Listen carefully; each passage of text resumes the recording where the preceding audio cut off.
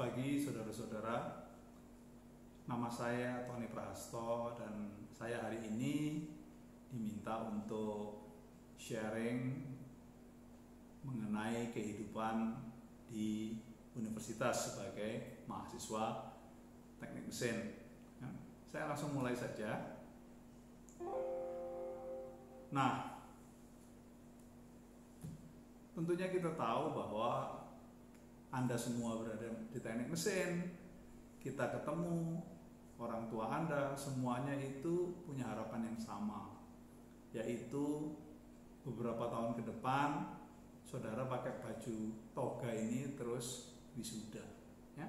Ini tujuan bersama. Nah, mari kita sekarang melihat perjalanan apa yang akan saudara lalui untuk menuju akhir yang seperti tergambar di slide ini.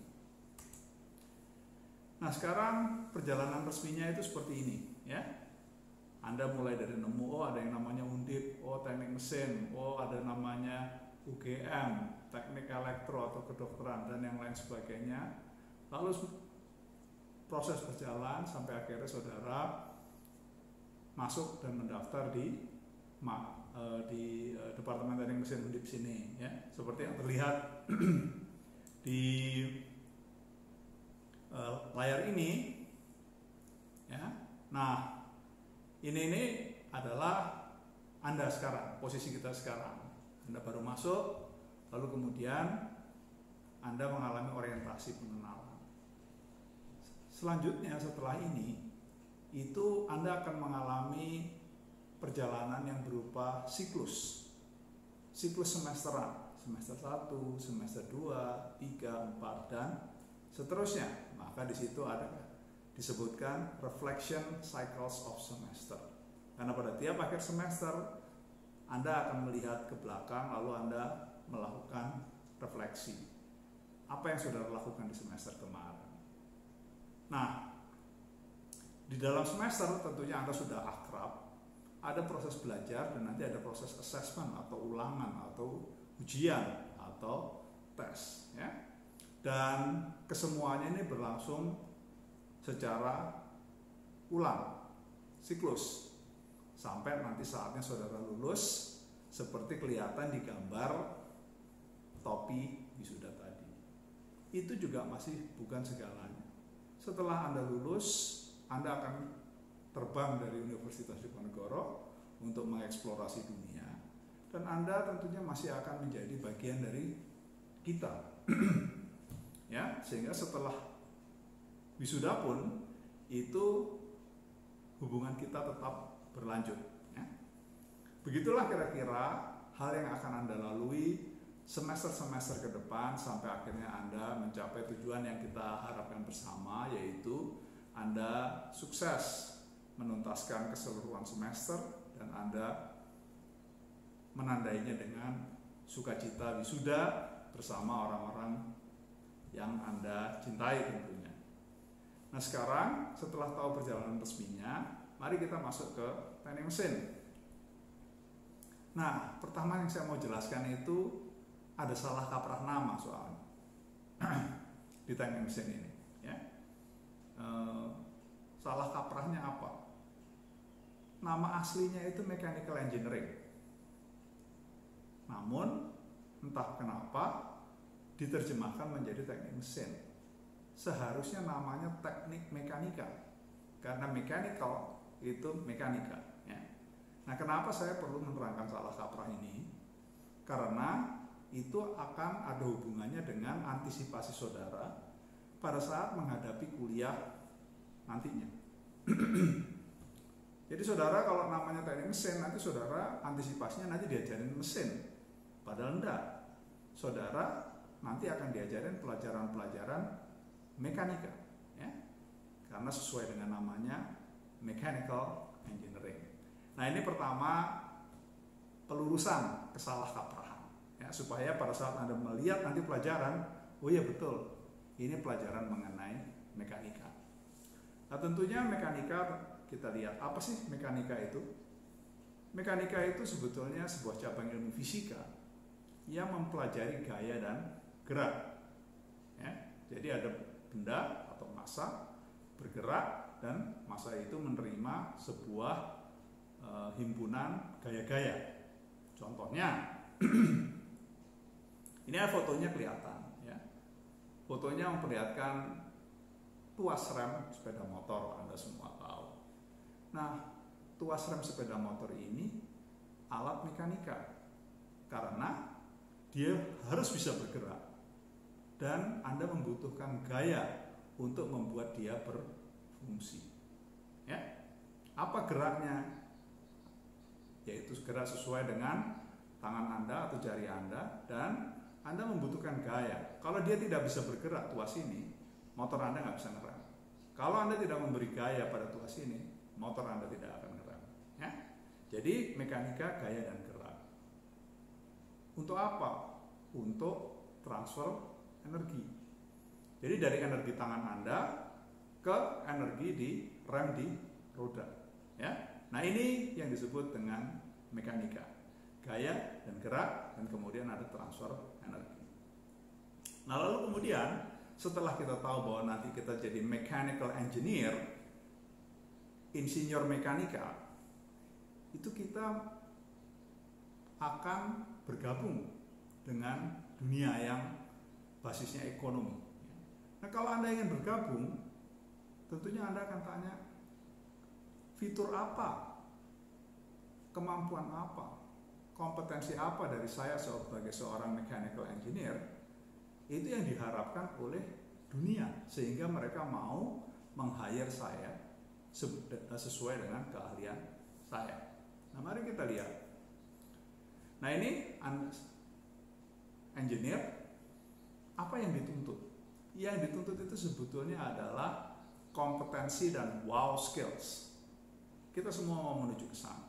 Kata kuncinya wow, orang harus terkejut, nggak boleh biasa-biasa aja, harus tampil beda, ya. Dan tampil beda ini pinginnya tampil beda yang unggulan, jangan orang wow gitu kok, maksudnya wow kok kompetensinya kok rendah sekali, enggak ya, kompetensinya tinggi. Jadi ini yang kita tuju.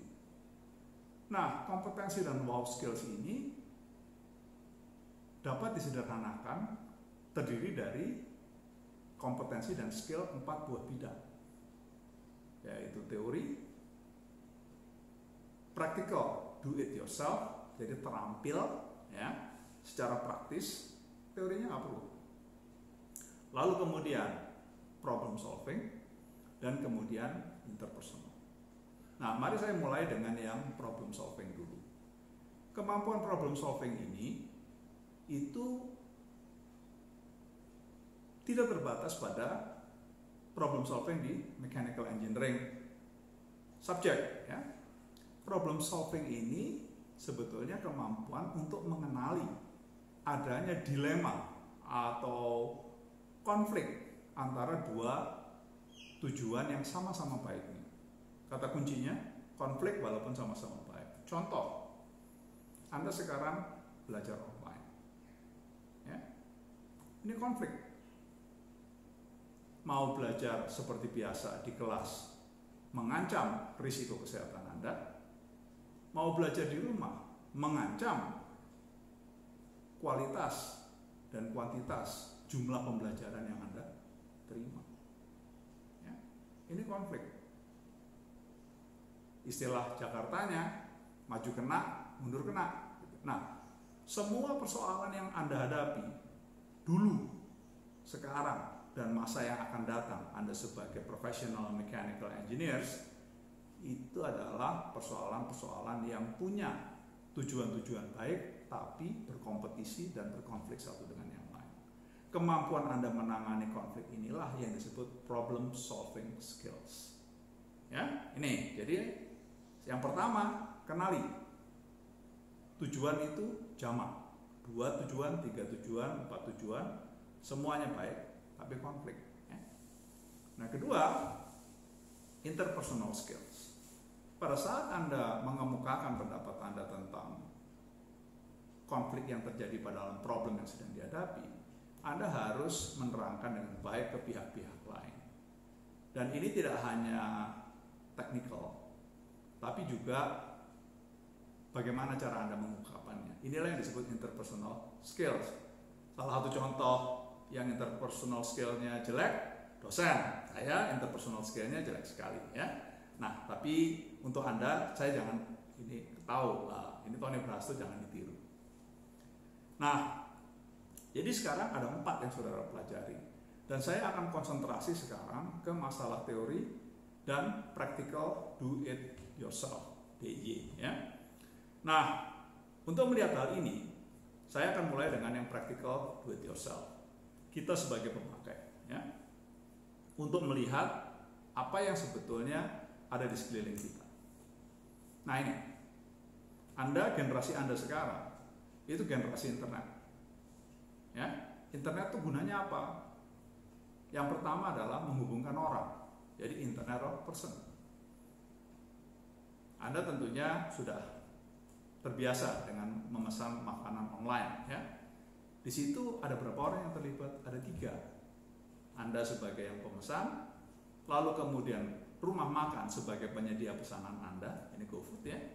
Lalu kemudian adalah mitra atau pengendara sepeda motor, pengendara Gojek yang mengantar makanan dari rumah makan ke Anda.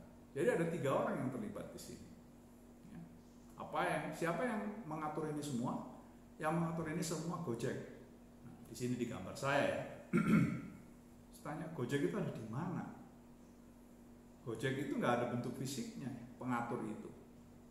Dia hanyalah sebuah aplikasi atau software yang diletakkan di mana pemilik Gojeknya juga nggak tahu. Karena dia diletakkan di cloud. Artinya diletakkan di server. Servernya mana? Waduh, itu kita nggak tahu. Di mana itu terletak. Cukup dinyatakan dia ada di dalam cloud. Nah, ini adalah pola hidup sekarang.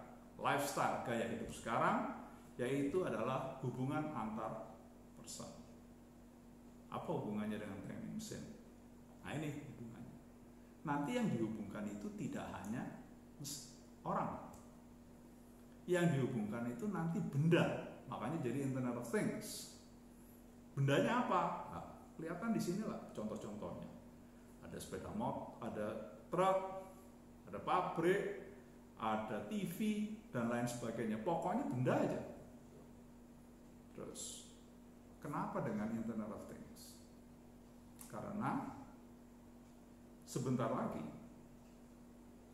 jumlah benda yang terhubung ke internet seperti Gojek tadi itu jumlahnya 3,6 miliar.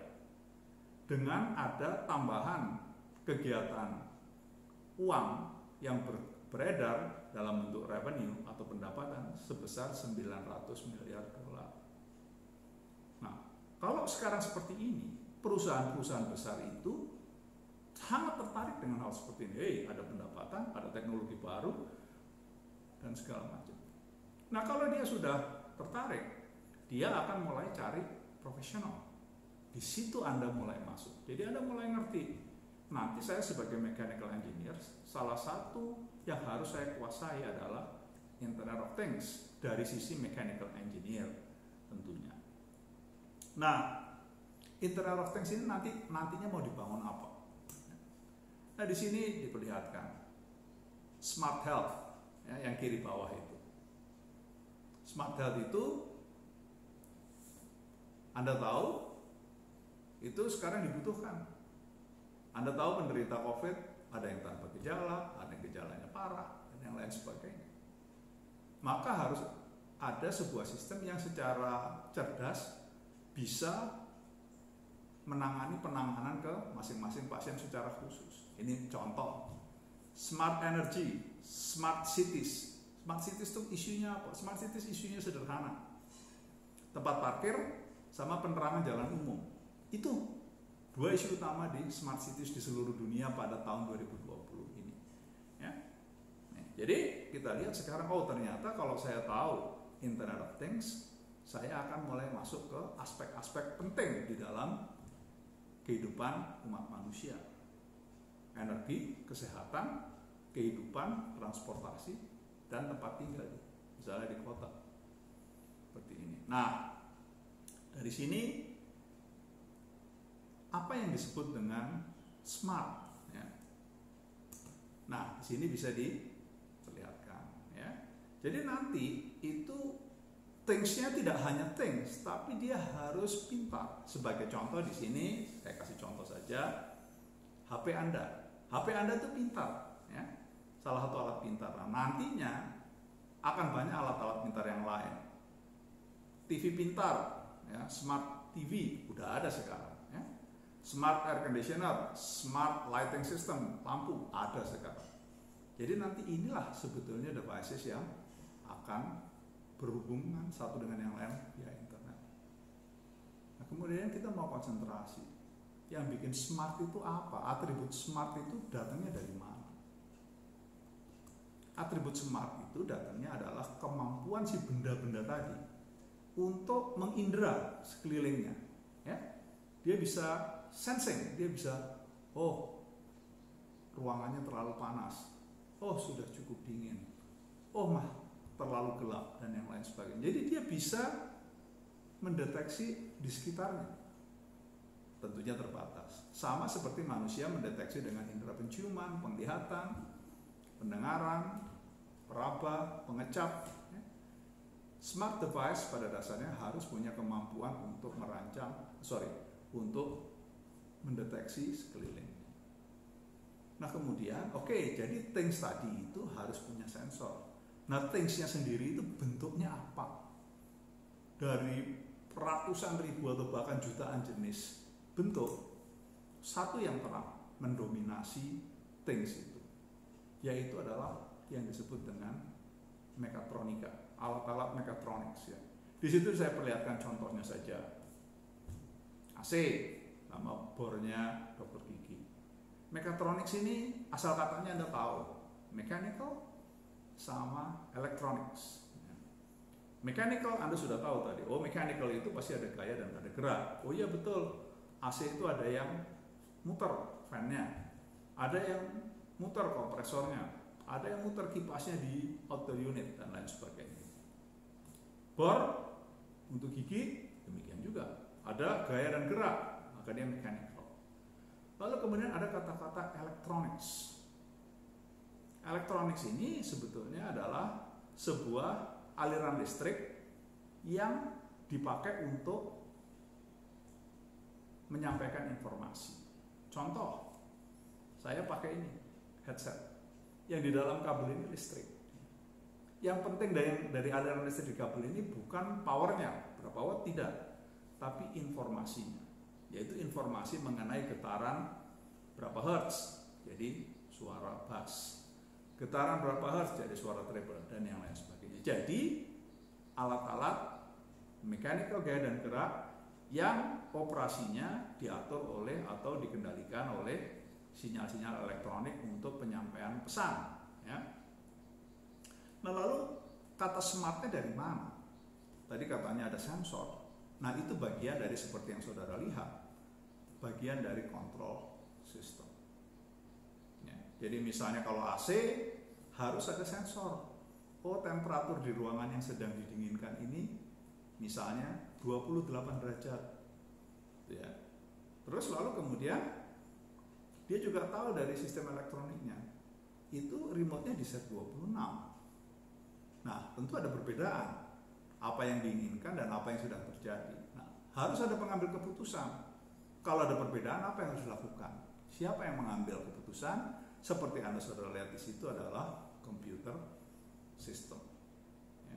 Dia fungsinya sebagai pengambil keputusan pada saat dia melihat perbedaan antara apa yang diinginkan dan apa yang terjadi. Nah, komputer tentunya di masa Anda ini tidak lepas dari artificial intelligence dan machine learning, ya. Nah, hal yang paling penting dari semua slide tadi yang saya sebutkan adalah ada segitiga biru. Tulisan di sini Anda lihat segitiga birunya, praktis DIY. Jadi praktis do it yourself. Yang dituntut kompetensi dari Anda untuk mechatronics, smart sensor, smart devices itu tidak perlu sampai pada teori yang lebih dalam. Anda bisa praktek, mirip dengan Anda membuat masak Indomie, mie instan.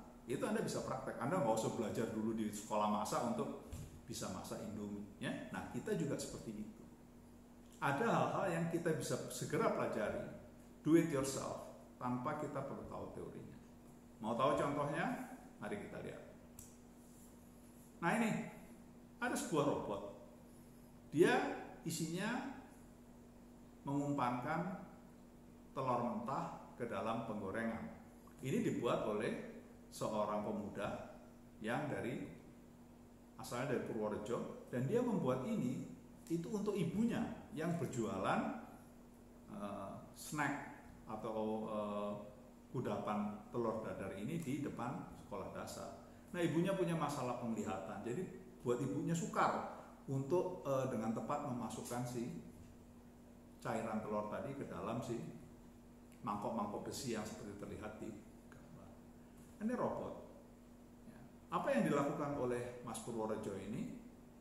Dia secara praktis saja sudah langsung buat robotnya. Selesai. Ya. Nah, contoh yang kedua. Nih, seorang remaja itu membuat tangan prostetik, tangan palsu. Lihat fotonya jelas sekali kan? Nah, dia tidak perlu sekolah mekatronika untuk bisa membangun robot ini. Makanya di situ tulisannya practice day. Ya. Hanya dengan duit $250 Amerika, mungkin sekitar 3,8 juta, dia membuat prostetik ini. Dan dia dari sisi practice, do it yourself. Ya. Nah, sehingga Anda tanya, loh Pak, kalau dari tadi praktis terus, sebetulnya ngapain kita sekolah kalau kayak gitu? Nah, di sini. Praktis itu biasanya hanya memperlihatkan sebuah fenomena. Ya, tapi tidak bisa meramal kalau saya buat ini nanti performance-nya bagaimana. Ya, itu praktis tidak ditujukan untuk mencapai tujuan itu dengan cepat. Dia dari tiada menjadi ada. Kalau ditanya adanya gimana? Itu tangan prostetik handnya bisa bergerak dan menekan berapa newton, seberapa teliti dia, itu bukan tujuan dari practice do it yourself. Untuk mendapatkan alat-alat yang presisi untuk dipakai dan dapat legitimasi hukum, Anda perlu bisa meramal kinerja operasi dari alat Anda. Nah, saya kasih contohnya. Nah, ini ada seorang lulusan, baru lulus tahun 2020 ini dari teknik mesin, namanya Agus Danangjoyo. Dibimbing oleh salah satu dosen, Pak Munadi namanya. Ya. Nah, dia menggabungkan antara practical do it yourself dengan teori. Sehingga dia membedakan antara produknya dia dengan produk yang tidak didukung oleh teori. Nah, ini jadi mulai beda, saudara-saudara. Dua yang tadi tanpa teori, yang ini sudah mulai ada kandungan teori. Nah, di situ dilihat, wah, kata judulnya serem juga nih, ya kan? Automated Guided Vehicle, Computer Vision, Machine Learning. Wah, enggak apa-apa, Anda nanti akan bisa menjalani. Dan ini saya sampaikan supaya Anda bisa kenal, sampai segitu tuh, satu orang itu ternyata bisa melakukan barang seperti ini. Mari kita lihat, maju sedikit. Nah, sistem apa yang dibuat oleh Agus Danangjoyo ini? Mechatronic system. Jadi ada sebuah benda yang bisa bergerak. Nama formalnya adalah vehicle. Ya. Nah, itu dilihat di kanan atas bendanya seperti itu. Nah, di situ ada banyak komponennya. Ya. Ada Raspberry yang berfungsi sebagai otaknya. Ya. Ada drive motor yang berfungsi sebagai penggeraknya dan lain sebagainya. Ini banyak praktisnya. Ya. Jadi sudah bisa langsung dipakai dan Anda juga diharapkan punya kesenangan terhadap hal-hal seperti ini, hands-on experience. Nah, kemudian sistem ini dibuat menjadi sistem cerdas. Dia udah punya sensor, jadi dia bisa meraba sekitarnya. Ya toh, tinggal sekarang komputernya tadi, Raspberry System mau diisi apa. Nah, di sini Anda kelihatan lah ya, wah, ada apa yang namanya Python, ada yang supervised learning dan segala macam. Dan Agus Danangjoyo ini tidak belajar teori mengenai ini semuanya. Namun demikian, fasilitas yang ada sekarang memungkinkan dia mengekspresikan minatnya dia dengan alat-alat yang ada sekarang ini, ya, lewat beli online. Nah, jadi Anda harus tahu potensi kemampuan Anda sebetulnya adalah belajar teknik mesin dari sisi teori dan diimplementasikan pada sebuah sistem mekatronika cerdas dengan approach praktis. Ya. Ada teorinya tapi ada juga yang praktis. Sehingga sekarang saya baru mau memperlihatkan. Jadi kalau Anda lihat ini gambarnya, ada ibu-ibu, itu tadi ibu yang anak ibu Mas yang dari SMK Purworejo tadi, dia memang menggunakan robot ini untuk jualan. Ada remaja yang bikin prosthetic hand, tangan prostetik. Ya. Lalu kemudian ada vehicle buatan Agus Dananjoyo. Nah ini yang beda antara satu dengan yang lain sebetulnya hanya kandungan antara teori dengan praktis. Berapa persen bobot teori, berapa persen bobot praktis. Nah inilah saudara-saudara, sehingga saya harapkan ini bisa membuka wawasan saudara. Anda orang mechanical, nanti Anda harus mengerti mechatronics. Ya, sisi praktis saja. Lalu kemudian mechatronics ini dilengkapi dengan artificial intelligence, ya, dengan smart sensor. Dia akan menjadi sebuah smart devices atau kadang-kadang kita sebut robot. Dan saudara, di zaman sekarang ini, project-project Internet of Things seperti ini itu marak di mana-mana. Silahkan buka YouTube, itu contohnya banyak sekali. Silahkan buat cari di internet IoT project untuk lulusan SMA di teknik mesin, nanti keluar contohnya. Jadi buka benak saudara, buka wawasan saudara. Saudara adalah orang yang menguasai IoT project dengan spesialisasi mechanical engineering, ya. Itu tujuannya nanti itu. Nah sekarang jadi kita tahu, oke, jadi tadi praktisnya ada. Terus kemudian Anda sebagai lulusan universitas harus membedakan diri Anda dari yang lain dengan cara membenamkan teori-teori di dalam produk-produk Anda. Nah sekarang bagaimana kita belajar teori di teknik mesin ini. Nah tadi sudah saya sampaikan berupa siklus semester demi semester demi semester demi semester. Nah mari kita lihat komposisi semester di teknik mesin. Nah, ini teori, di situ perhatikan segitiga praktisnya saya kecilin.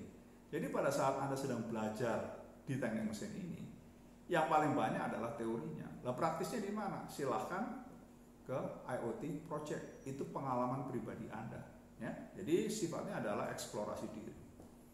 Nah, mari kita lihat secara formal itu kita punya 8 semester. Ya, nah, untuk saya berdasarkan pengamatan saya pada mahasiswa-mahasiswa yang terdahulu dan juga pengalaman saya pribadi karena saya dulu juga sekolah di teknik mesin. Dari 8 semester ini, 4 diantaranya itu benar-benar semester atau tahun neraka. Ya. Kenapa kok tahun neraka? Karena sebegitu banyak yang harus Anda pelajari dengan sebegitu sempit waktu yang Anda diberikan. Jadi ini Anda akan masuk semester 1 dan 2. Ya. Nanti Anda akan lihat, waduh, kok sama persis ya dengan yang di SMA. Nah, jangan terbuai.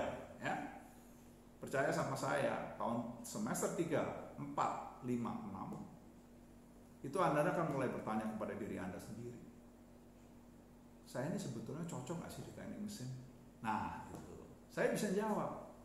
Kalau Anda sampai bertanya mengenai kenapa saya gak cocok di teknik mesin, pasti Anda tidak pernah merasakan sensasi menang di dalam mata kuliah. Orang kalau bahasa Inggris ada kata-kata there is no sensation like winning. Jadi yang namanya menang itu sensasinya enak sekali. Demikian juga kalau Anda kalah terus isinya, perih rasanya. Nah, mulai itu Anda mulai meragukan apakah Anda berada pada tempat yang cocok. Ya. Jadi jangan terbuai dengan kenyamanan yang akan Anda nikmati di semester 1 dan 2. Ya. Tunggu sampai 3, 4, 5, 6. Di situ Anda nanti akan ngerasain waduh. Itu kayak tentara pasukan khusus, ya toh? Anda tidur cuma sebentar aja. Kecuali Anda mengabaikan, ya boleh-boleh saja mengabaikan, tapi nanti Anda tahu sensasinya tidak begitu menyenangkan. Tolong diantisipasi semester yang saya taruh di box kuning ini. Nah, udah, ini mengenai persiapan mengenai siklus semester, ada semester kejam. Sekarang kita masuk ke berikutnya. Nah, selama semester ini yang dipelajari itu apa?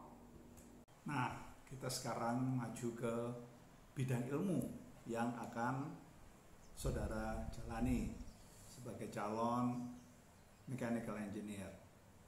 Nah, ini diperlihatkan ada 3 kelompok besar: solid mechanics, thermofluid, manufacturing and materials. Mekanika menangani gerak dan gaya. Siapa yang bergerak? Benda. Benda dibagi menjadi 2 dalam penanganan mekanika: benda padat, solid, dan benda cair, fluids. Pengaruh gaya dan energi kepada benda-benda tersebut dipelajari dan dikelompokkan seperti yang terlihat di layar saudara. Ada solid mechanics, nanti saudara lihat sendiri seperti apa menu mata kuliahnya. Ada thermofluid, ini menangani gerak, transfer energi di benda-benda cair dan gas. Yang terakhir, bukan berarti yang terakhir, itu adalah manufacturing dan materials. Ini mirip dengan solid mechanics, tetapi dia mengkhususkan pada perubahan bentuk untuk sistem produksi. Nah, ketiga kelompok mata kuliah ini akan saudara nikmati pada saat nanti semester-semester berjalan.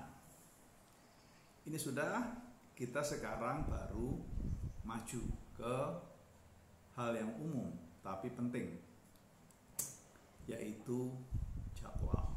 Ya, ini merupakan salah satu pembeda utama untuk mahasiswa dan siswa SMA. Nah, di sini saya perlihatkan sebuah jadwal umum ya, yang di universitas. Di situ ada hari, ada jam, lalu setiap slot dikasih warna. Merah itu kuliah, penting sekali. Kuning itu belajar sendiri, kedua terpenting. Yang ketiga, ekskul, ekstrakurikuler. Nah, seperti Anda lihat yang pertama, itu yang merah, kuliah, itu tidak tergabung jadi satu kesatuan slot, tapi tersebar di hari dan waktu-waktu seperti yang terlihat di slide saudara. Nah, kalau di SMA, waktu yang bukan warna merah dan hijau itu biasanya dianggap sebagai waktu kosong. Nah, ini bedanya. Kalau di universitas,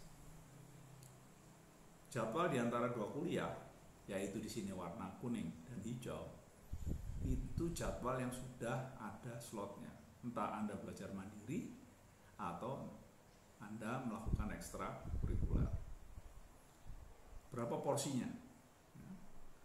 Kira-kira 18 jam yang merah, 36 jam yang hijau, terus sisanya ekstra kurikuler, terus sisanya lagi untuk Anda pribadi, misalnya apa, tidur, makan, itu butuh waktu ya. Ini semua adalah tipikal jadwal seorang mahasiswa. Yang penting adalah, dan beda dengan SMA, jadwal satu mahasiswa ke mahasiswa lain walaupun satu kelas itu bisa berbeda ya. Nah, ini yang perlu Anda sadari. Ini yang beda antara SMA dan mahasiswa. Anda pembuat jadwal, jadi kalau sampai nanti jadwal Anda merugikan Anda, itu Anda yang bertanggung jawab 100%.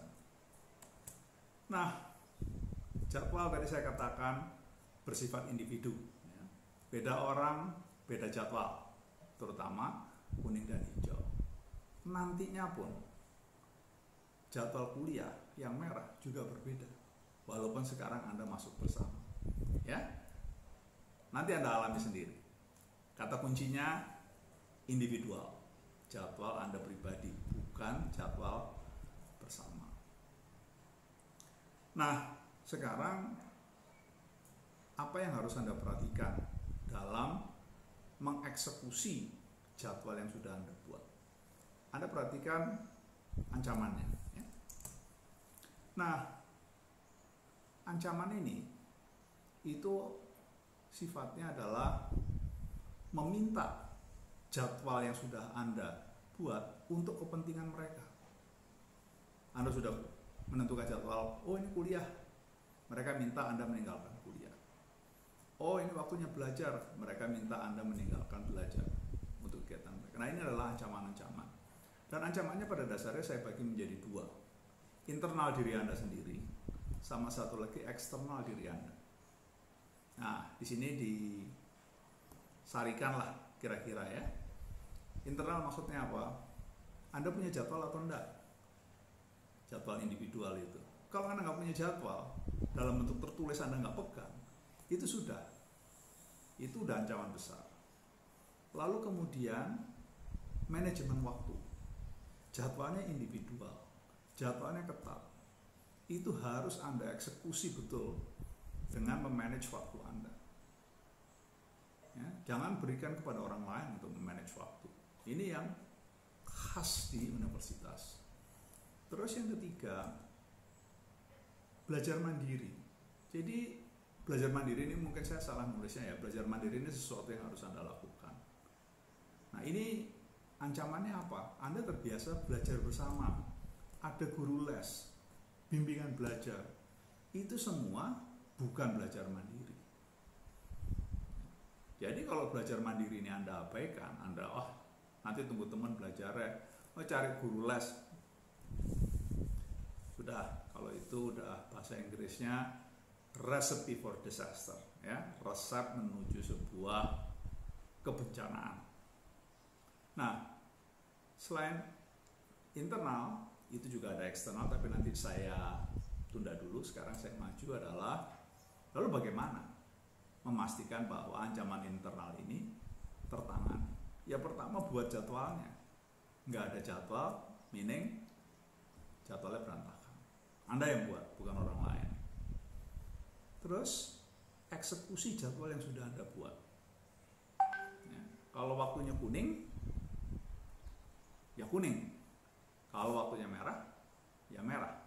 Kalau waktunya hijau, ya hijau.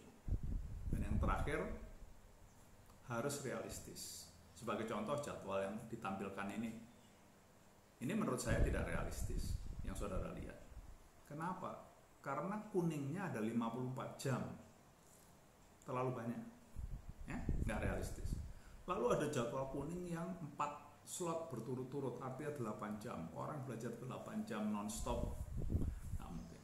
Jadi, be realistic. Ini adalah ancaman internal terhadap jadwal Anda. Jadi kuncinya adalah jadwal. Anda sukses jadwal, Anda sukses kuliah.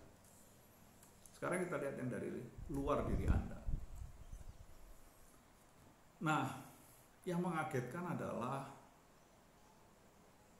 ancaman ini kadang bisa datang dari bagian akademik di universitas. Ya, kadang ini sebetulnya tragis juga ini. Coba Anda lihat itu yang di bawah.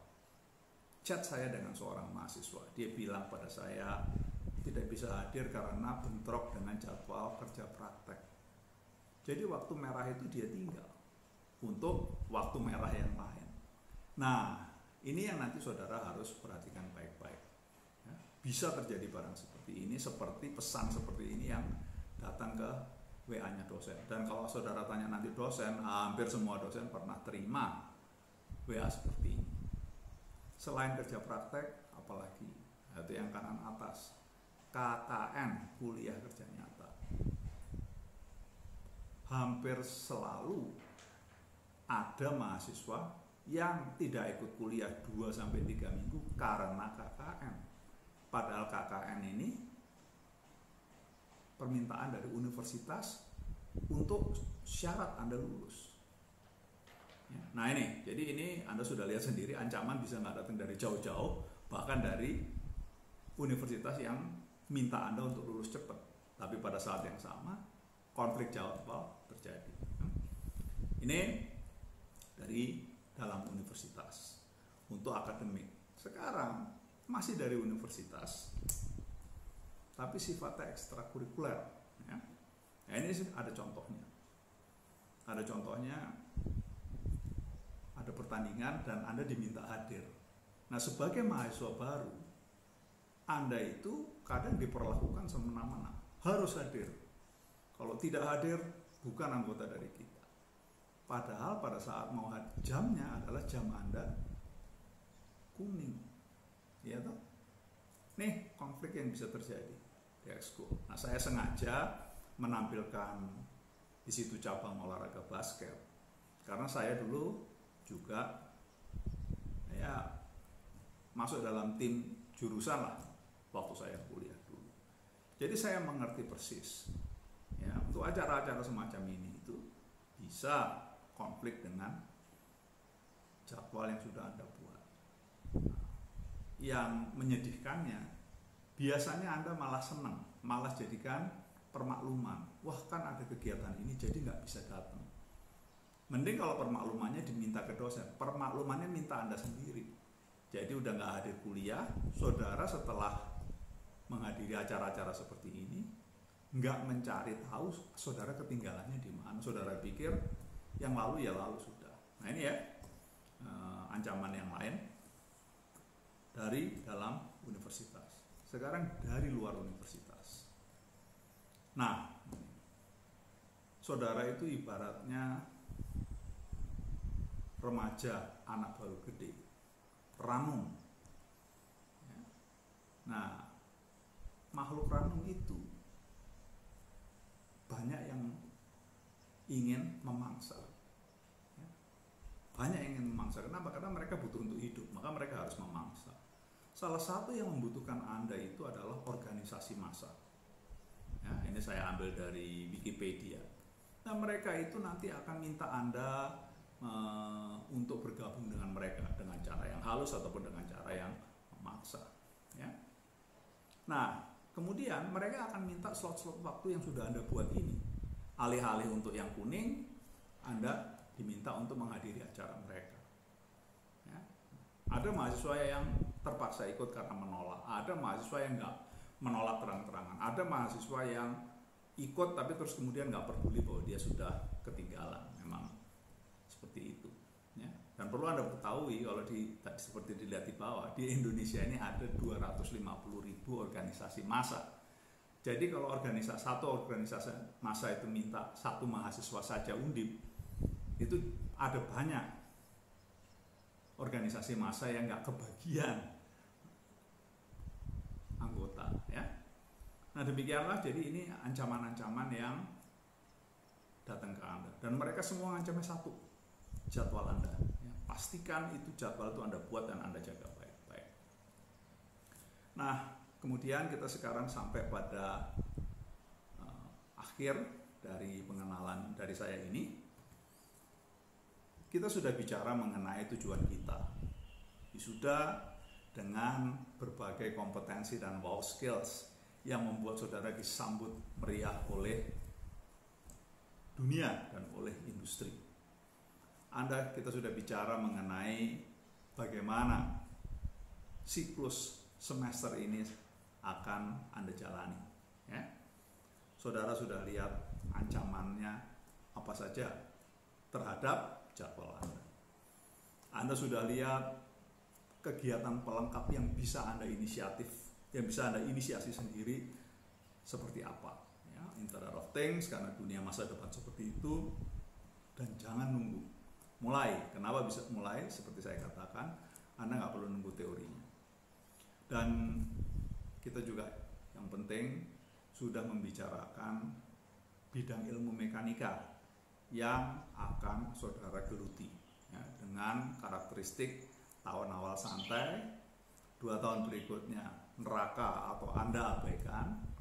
Lalu kemudian tahun terakhir biasanya sudah bahasa Inggrisnya it is what it is. Ya, kalau Anda sedang-sedang aja, ya sudah, nanti lulusnya juga sedang-sedang aja. Tuh. Dan akhirnya akan saya tutup dengan slide terakhir ini, yaitu perjalanan Anda kali ini beda sekali dengan masa SMA.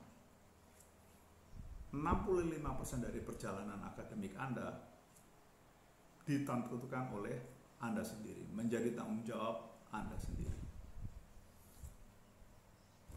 Buka wawasan akademik, complementary, do it yourself, skill, interpersonal skill, problem solving skill. Lalu pastikan Anda mengantisipasi ancaman-ancaman terhadap jadwal Anda tersebut. Dan akhirnya sebagai seorang dosen, saya akan menyampaikan ini untuk Anda. Nothing is more practical than theory. Demikianlah pengenalan dari saya. Selamat datang di Teknik Mesin. Kita berharap beberapa tahun ke depan kita semua menyaksikan keberhasilan Anda. Terima kasih.